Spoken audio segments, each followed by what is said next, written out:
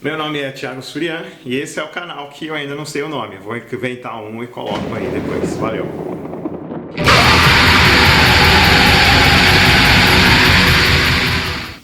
Eu tenho uma página no Facebook pessoal chamada Thiago Surian e eu também sou autor de páginas como Calvino da Depressão, Lutero da Depressão e a Nova Cristãos Protestantes que está saindo aí. Não só eu, tem outros editores lá também, mas muitas postagens são minhas e as pessoas acabam perguntando quem é, chega na minha página pessoal. E muitas delas acabam me mandando mensagens com perguntas, dúvidas e tudo mais, querendo saber, perguntas sobre teologia, sobre política, sobre sociedade, sobre economia, blá blá blá. E eu não consigo, não dou conta de responder todo mundo. Tenho 130 perguntas aqui pendentes no SQFM e eu não consigo responder. Então, eu resolvi imitar o grande poeta, filósofo e o mais gatinho da blogosfera cristã, chefe supremo, ditador, comunista, gaysista, cubano, do Crentaços, o Cristiano Machado, do canal Na Minha Fecal Opinião. Como eu tô plagiando e eu sou bonzinho, eu vou colocar o link do canal dele aqui embaixo na descrição. Você pode pegar e entrar lá. E outra, gaysista é brincadeira, tá? Nem tanto. É verdade, vai.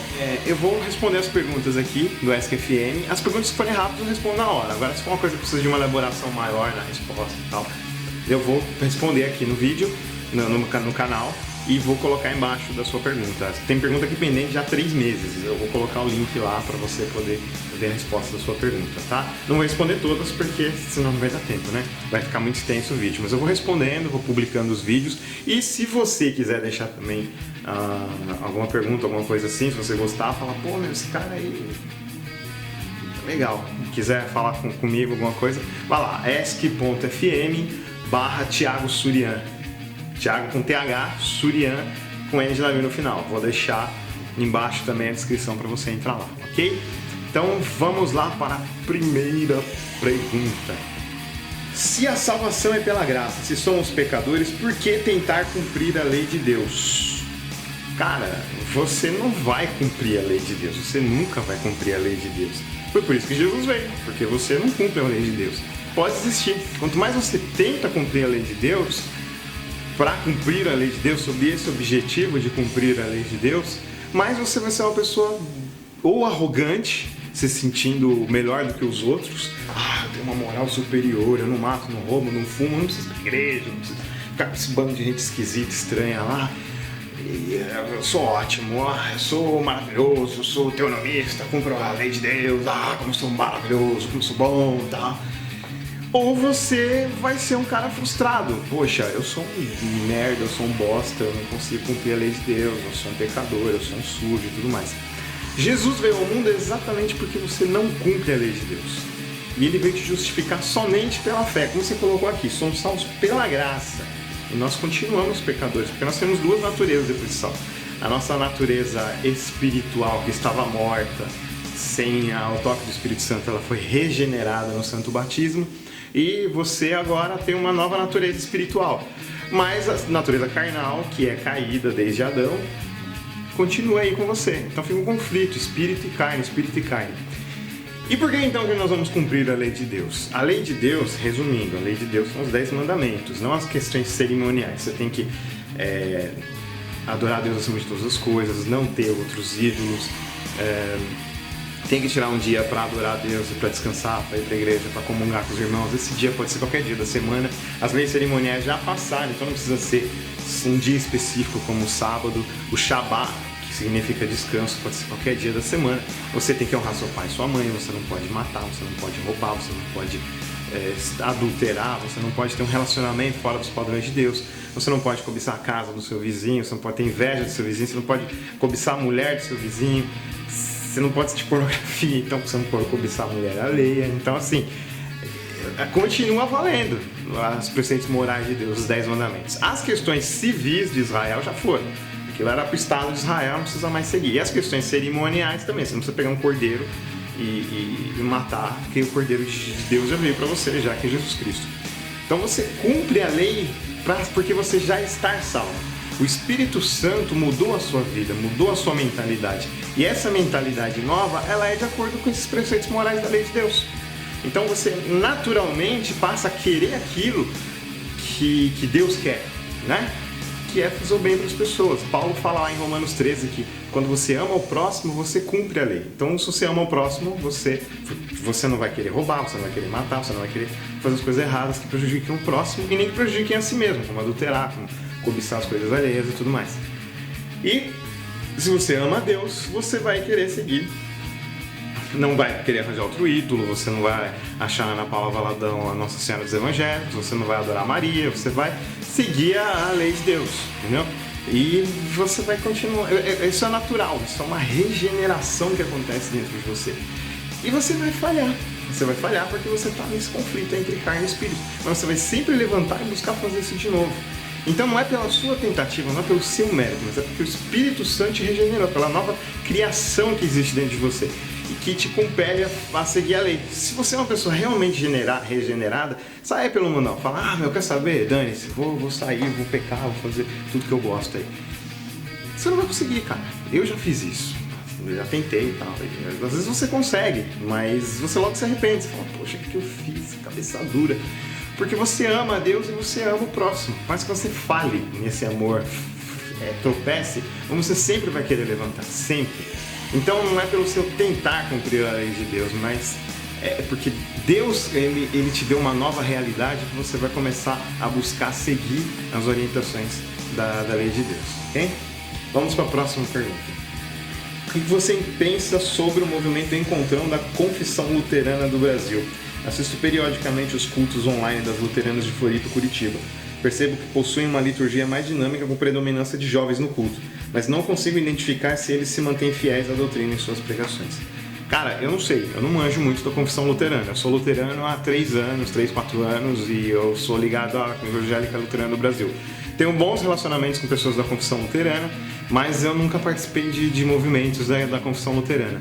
Eu acho muito legal, essas pessoas são pessoas tementes a Deus, são pessoas fiéis a Deus, a gente tem o mesmo tipo de fé, então assim, eu não vejo muitas diferenças, apesar de saber, ter ciência de que existem algumas distorções da fé cristã que são aceitas dentro da confissão luterana no Brasil.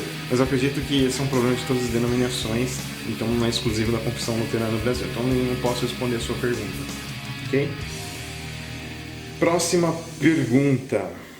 Surian, uma dúvida acerca de batalha espiritual. É possível que um crente seja suscetível a feitiçarias? Depende.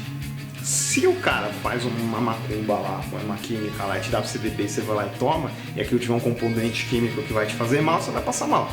Agora, espiritualmente, não. A Bíblia fala, não vale encantamento sobre Deus. E se a gente acredita nisso, a gente está igual ao feiticeiro. Isso é prática de feitiçaria. Acreditar que macumba pega, que feitiçaria pega, é prática de feitiçaria. O inimigo pode usar isso para psicologicamente te fazer um terrorismo psicológico aí na sua cabeça, para te amarrar psicologicamente e te deixar com medo. E o medo paralisa, né, as pessoas. O medo faz você considerar coisas que você não deveria considerar e te atrapalha, te atrapalha muitas coisas, te tira tempo. Então, o máximo que pode fazer é isso, mas ter problemas espirituais por causa de feitiçaria, não.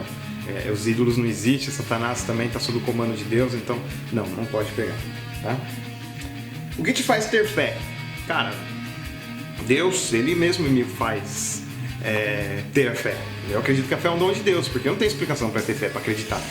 Milhões de pessoas chegam com várias propostas. Nas minhas páginas aí, ou então meus amigos, família, um monte de gente chega pra mim falando, o catolicismo é legal, o pentecostalismo, Nova Sul e Cantaré Balaná é legal. O neopentecostalismo recebe a unção de prosperidade e é legal. O mormonismo, Joseph Smith, o Anjo Moroni e tal é melhor. Testemunho de Jeová, Jesus não é Deus e tal. O ateísmo é melhor, a gente sai de problemas, esquenta a cabeça e não acredita em nada e dane-se, acabou. Tem muitas propostas que são muito coerentes, muito lógicas e eu não consigo acreditar nelas. Eu acredito no cristianismo, na Bíblia, eu aposto todas as minhas fichas no que a Bíblia diz. E eu acredito que essa fé vem de Deus, porque de mim não vem, tá? Qual o melhor livro da Bíblia? Pegou, hein? Cara, são tantos. Eu acho que Salmos. Eu vou responder com Salmos. Eu gosto muito do livro de Salmos. Não tô mal, é meu antidepressivo. Eu não tomo. Eu sofro de depressão, vira e mexe eu tenho crises assim, inexplicáveis.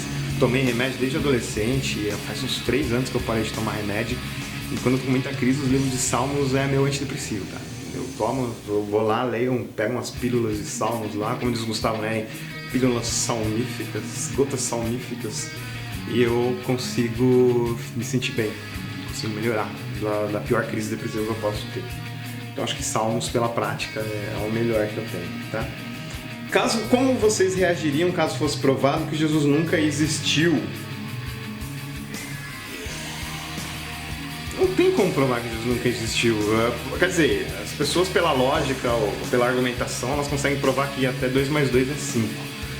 Mas não dá, não tem como você negar um fato, né? As pessoas negam, podem arranjar um monte de evidências e tal, mas Jesus ele é mais provável de ter existido do que César, do que Pilatos, que as pessoas acreditam. Quer dizer, Sócrates. Não tem nada escrito por Sócrates, só tem de um seguidor dele lá, e as pessoas tomam Sócrates como realidade. E Jesus também é muito mais fácil, porque teve muitas testemunhas, muitos livros a respeito dele, não só seguidores, teve muitos registros, então ele existiu. E ele existe, ele está vivo e pronto, acabou. Tiago, em Efésios 6 fala sobre a escravidão. Você pode me explicar isso? Porque eu acho errado, mesmo que para aquela época, ter escravos, mas na passagem fala até do escravo ter que respeitar o seu dono. Como você vê isso? Cara, era o sistema de trabalho na época. Não tinha CLT, carteira de trabalho, fundo de garantia, nem nada, contrato de trabalho. O sistema de trabalho era escravos. Tinha a elite, que tinha um poder econômico, e as pessoas que queriam trabalhar para elas eram escravos, eram chamadas de escravos, entendeu? Então, tipo, digamos assim, você tem uma terra, e o seu vizinho tem pouca terra, aí tá faltando, ele não consegue plantar, ele precisa de dinheiro, vai lá. Então ele vai lá e falar, cara, eu vou trabalhar por você em troca de um combinado aí e tal. E era o sistema de escravidão na época, tinha remuneração, e pela lei de Israel, pela lei civil de Israel, a escravidão não podia ser perpétua, a pessoa não podia ficar a vida inteira como escrava. Depois de um certo tempo, ela era jubilada, ou seja, ela era liberta, e aí ela podia fazer as coisas dela. Ela pegava todo o ordenado que ela juntou como escrava e montava a vida dela. Hoje, o sistema nosso de trabalho, às vezes, parece que é até mais cruel do que naquela época. É claro que tinha também escravagistas cruéis, né? Mercadores de escravos cruéis e tal. Pessoas que em guerra. O povo de Israel foi levado escravo várias vezes, né? No Egito sofreu muito como escravo. E mesmo na diáspora também. Então, as pessoas pegavam, maltratavam muitos escravos. Mas hoje também tem assédio moral nas empresas, o sistema capitalista ele é até em matéria de trabalho, às vezes ele consegue ser pior do que o sistema de escravidão da época, né? O sistema capitalista, porque é o sistema que a gente vive, né? Se a gente fosse num sistema comunista, eu faria essa mesma crítica pro comunismo. Eu não tenho preferência pro comunismo ou pro capitalismo. Por mim, são 2 sistemas humanos com coisas boas e coisas ruins. Antes dos fanáticos me encher o saco no vídeo. Comunista, desgraçado, traidor da cruz de Cristo, blá blá blá. A escravidão naquela época era um contrato de trabalho, entendeu? Hoje a gente vê escravo baseado na escravidão negra que teve aqui no Brasil, que foi muito cruel, foi muito errada. Mas para aquela época, era o sistema conhecido da época. Então, uma pessoa que tinha um poder econômico, poder militar, ela ia lá, pegava as pessoas e fazia contratos de trabalho. Às vezes não era voluntário, né? Às vezes era, cara, você vai ir trabalhar. Não quero, dane-se, vem comigo, você vai trabalhar. Não quero, pegava a espada, vem comigo. Então, pronto. E a pessoa ia. E Paulo, a Bíblia fala que nós temos que respeitar as autoridades, né? As pessoas que estão providenciando o nosso sustento e tudo mais. E a vida é passageira, as condições são ruins nesse mundo, por causa do pecado, né? Então, independente da forma de contrato de trabalho, fosse escravidão, fosse CLT, FGTS ou qualquer coisa, as pessoas deveriam honrar a dignidade humana, pagar um salário justo, um ordenado justo. Hoje a gente tem salário, mas na época eram combinadas outras coisas como remuneração. Mas deveria ser um pagamento justo, né? A Bíblia, nas leis de Israel mesmo, tinha essa obrigação de pagamento justo e tal. E isso não era seguido por causa do pecado. Como hoje também o modelo de trabalho, que entre aspas é livre, muitas vezes não é respeitada a dignidade humana da pessoa e não é pago um ordenado justo para a pessoa, né? Então, você tira um pouquinho o peso da palavra escravo e coloca trabalho, né? Peguei o Senhor é empregador, trazendo para os dias de hoje, era o modelo da época, ok? Você acha que era pecado para um cristão ficar com uma pessoa sem interesse de namorar e também acha errado namorar sem antes ter orado para saber se é aquilo que Deus quer? Bom, vamos lá. O que Deus quer está na Bíblia. Você conhece a Bíblia. O que Deus quer? Quer que você siga Ele, né? Que você ame a Deus acima de todas as coisas e ama o próximo como a si mesmo.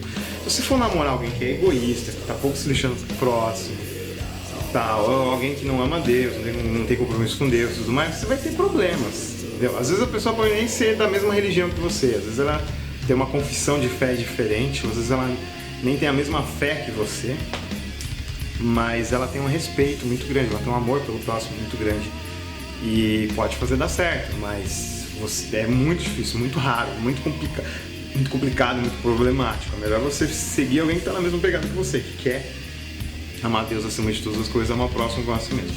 É isso que Deus quer, tá na Bíblia, pronto, não precisa ficar falando, ai Deus, o que você quer? Deus olha pra você falar, meu filho, tá na Bíblia, pega a sua Bíblia e lê, anta. Pronto, aí você vai lá ler a Bíblia e tal. Orar, você tem que orar sempre, lancemos sobre Deus todas as nossas ansiedades. Ai Deus, que gatinha, gente, amei essa menina. Quero ficar com ela. Aí Deus vai lá e vai ficar satisfeito de ver que você confia nele, né? Tudo, até as suas ansiedades. Agora, se você não orar, você tá deixando Deus de fora do processo, né? Você tem que conversar com Deus e observar bem a pessoa e tudo mais. Agora, namorar sem compromisso,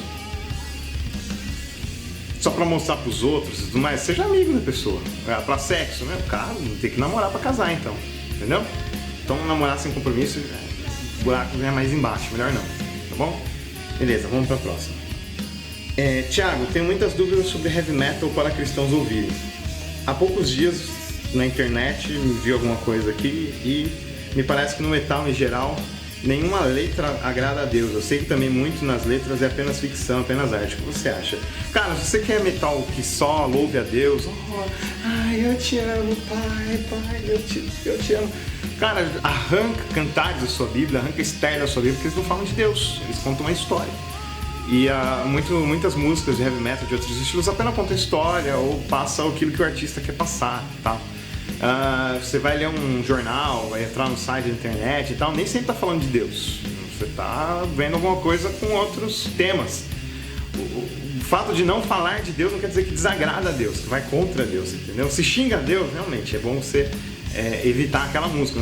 Não é só porque a banda também tem uma música que xinga a Deus, quer dizer que aquela banda é uma bosta que você não pode ouvir. Você pode ouvir as outras músicas dela, mas aquela música é bom evitar, né? Agora, se tá falando de outras coisas que não de Deus, ouve, cara, ouve. Você vai ler na escola, você tá lendo a Bíblia na escola? Não, você vai ler com vários temas, entendeu? Então, tem vários temas no heavy metal que eles tratam, e muitos temas, e arte é isso, cara, é livre, cada um pensa e expressa aquilo que tá pensando. Vamos pra próxima. Você já viu a Bíblia de Estudos King James? Se viu, o que achou? Não vi, não sei. Tiago, tenho 22 anos, minha família é de pastores pentecostais e neopentecostais. Cresci sendo treinado para ser o perfeito cristão e pastor. Hoje sou líder de uma rede de células, referencial de santidade. Sou reformado faz um tempo e não aguento mais viver tudo isso. Sinto que vou enlouquecer. Help me. Cara, se não é da fé, é pecado. Se você não está tendo fé naquilo que você faz, sai daí, cara. Toma uma coragem, sai. Mas vamos você pensar direitinho antes de fazer isso, porque no meio reformado às vezes tem problemas até piores do que na igreja neopentecostal. Eu fui do meio reformado de 2005 a 2012, 2011, 2012, e eu também achava que era uma maravilha o paraíso na terra, e eu me deparei com muitos erros, muitos problemas piores do que o neopentecostalismo e do pentecostalismo. Ser humano é ser humano, não importa onde ele esteja. Lá vai ter problema, vai ter pecado, vai ter tudo mais, entendeu? Então, conheça bem o meio reformado, porque tem os teonomistas, tem a cosmovisão calvinista, tem os neopuritanos, tem você não pode isso, não pode... Tem um monte de movimentos lá dentro que chega um monte de regras e tudo mais, que talvez você não aguente. Então, conheça bem o meio reformado, que às vezes você pode, por amor, tolerar os problemas de onde você está, engolir seco, conversar com as pessoas sobre os problemas, buscar evoluir junto com elas, acatar certas decisões em nome da comunhão do corpo, para que todo mundo fique bem, mesmo que você discorde de algumas decisões, e por amor fica lá e exercer e dar o seu melhor para Deus e pelo seu próximo ali onde você está. Agora, se você vê que o meu reformado com todos os problemas é melhor, toma uma posição de coragem e vai para um meio que seja melhor, entendeu? Esse é o conselho que eu te dou e eu vou estar orando por você. O que você acha do Papa? Meu, o Papa Francisco tá muito 10, cara. Tá implementando reformas, tanto doutrinárias como administrativas, que são muito boas. Eu acho que a Igreja Católica está evoluindo mais que a evangélica ultimamente, entendeu? Muitos católicos têm sido o melhor exemplo de cristãos, tanto doutrinariamente como em comportamento, tanto na ortodoxia, quanto na ortopraxia, quanto na ortopatia, mais do que as dos evangélicos e protestantes. Então eu acho que esse Papa foi levantado por Deus para fazer certas mudanças que já estão ocorrendo há séculos na Igreja Católica, que são as mesmas mudanças que Lutero propôs na Reforma Protestante. E se ele está acatando essas mudanças, então eu só tenho que comemorar, porque eu vou reclamar, né? Então eu acho que Deus abençoe o ministério dele, que essas reformas venham e melhorem, avancem mais, né? Que um dia eles também larguem mão de buscar em gente que já morreu, que não precisa mais ser buscado, buscar só naquele que vive para sempre. Como o cristão deve agir se for convocado para a guerra? Depende da guerra. Se a guerra é para defender uma causa justa, né? Que nem na época do nazismo, o Hitler queria dominar o mundo, né? Vamos dominar o mundo, intervenção militar já, no mundo inteiro, vamos fechar e tudo mais. E ele era loucão, queria matar negro, gay, pessoas que não eram raça ariana e tudo mais. Então precisava ter uma ação de defesa, né? Agora, tipo, guerra contra o terror, guerra contra o crime, também são causas justas, né? Mas são feitas muitas vezes de maneiras injustas. E o soldado cristão não deve agir de maneira injusta. Isso me lembra até um soldado japonês que ele estava lá na guerra pelo Japão, ele como militar, ele não era cristão, ele era budista. Ele como militar ele tinha que sair atacando todo mundo, mas quando ele via que era civis, por mais que o comandante falasse ataca, ele não atacava, ele ficava na dele, entendeu? Ele acreditava que, nas crenças dele, o Japão estava do lado justo. Mas ele sabia separar as coisas, entendeu? Então o cristão ele tem que ter valor à vida, mesmo que ele vá numa guerra. Na guerra você tem que matar, não tem jeito, né? Mas, porque se você não matar, você morre. Mas você tem que ter uma mente de amor, amar até aquelas pessoas que você infelizmente vai ter que conter através da morte. Infelizmente, porque elas estão querendo matar todo mundo. Então você tem que defender a vida daquele jeito, né? Infelizmente, é uma situação muito extrema, muito desagradável, muito ruim. Mas você não pode odiar os seus inimigos. A Bíblia fala que a gente amar até os inimigos, né? Então, se você tiver que ir para uma guerra, você tem que considerar isso, né? Que mesmo que seja o trabalho de policial e tudo mais, você tem que ter um respeito à vida, à dignidade humana, o máximo que você conseguir, e evitar baixa de civis e só se defender, nunca atacar pessoas inocentes. Você tem que defender dentro da melhor estratégia do comando e tudo mais, aquilo que é a causa justa. Não saia da causa justa. É o que a Bíblia ensina, né? Infelizmente a Bíblia fala que com quem a espada fere, a espada será ferida, mas Deus não proibiu o uso de espada. Pedro andava armado para qualquer coisa precisar, mas desde que seja uma questão de defesa da vida, sempre de defesa, nunca de ataque, da vida humana. Questões de fé não se usa força, tá? Tem gente aí que diz que tem que guerrear em nome da fé, defender a fé com armas e tudo mais. Essas pessoas, elas já são mentirosas. A Bíblia não fala isso. A questão de fé, a Bíblia incentiva o martírio. Você tem que entregar a sua vida, você tem que morrer por Cristo, não matar por Cristo. Agora, por questões para defender a família, para defender o país, a nação, defender uma questão de defesa da vida, você pode recorrer a esse tipo de recurso. Tá? É uma situação extrema, mas necessária devido ao pecado do homem, infelizmente. E é isso aí. Vou continuar as outras perguntas depois, eu vou colocar as respostas, senão o vídeo vai ficar muito extenso e conforme eu for fazendo o vídeo eu vou publicando. Valeu, pessoal, até mais.